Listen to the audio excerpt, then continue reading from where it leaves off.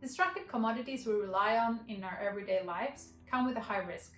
1 in 5 cases of transnational bribery occur in the mining, oil, and gas industries. The individuals who control or manage extractive companies carry a big responsibility.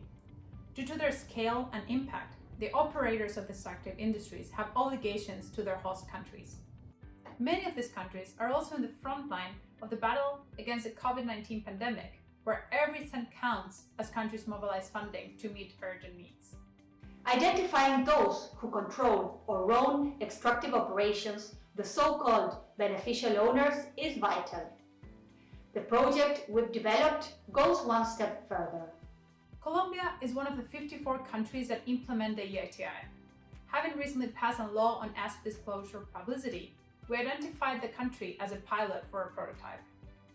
Our tool aims to combine 2 types of data that have very rarely been linked before.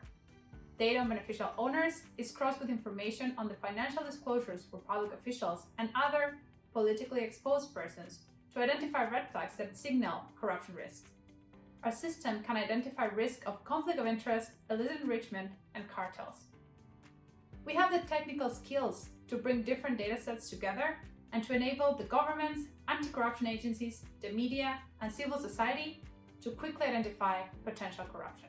In the last 4 months, we developed a prototype focused on identifying conflicts of interest. Out of an initial list of 70,000 politically exposed persons, we selected a sample of approximately 900 asset disclosures of public officials and cross-checked data from more than 5,000 companies and 9,000 contracts. Data was far from perfect. Most of it was not easily accessible and its format did not allow for automatization. As we could not access beneficial ownership data, we ran our cross-checks using proxies. For this, we selected information from public contracts and procurements in the extractive sector. Let me show you what we found. Here, you can see the government agencies and the companies included in our sample, the connections between public officials and the companies, as well as the red flags identified. For example, as you click on this red flag, our tool shows that this official holds shares from this oil company and has not disclosed having this interest, while still participating in public policy debates that affect the sector. This can point to a conflict of interest.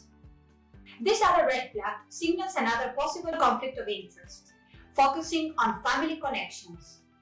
It highlights the relation between this official and his brother, who is the legal representative of a company that contracts with the state.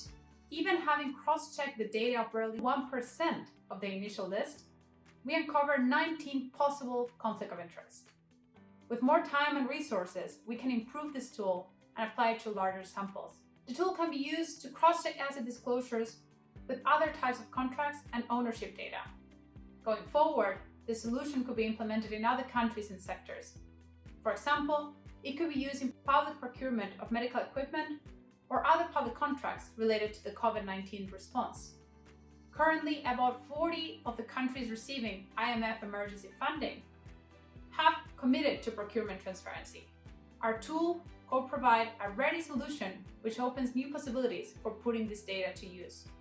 Corruption is becoming more sophisticated, and the tools to fight corruption need to keep pace. At Directorio Legislativo, we bring strong links to public bodies and oversight agencies in Latin America and other civil society stakeholders.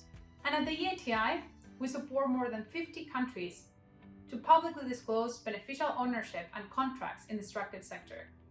While the EITI is a global standard, countries implement it through strong country ownership and in line with their national priorities. Working together, we have formed a small group of innovators putting data to work. With more time, we could include additional datasets and train our prototype. This would allow us to use artificial intelligence to automatically identify red flags. Our tool can go far in the fight against corruption.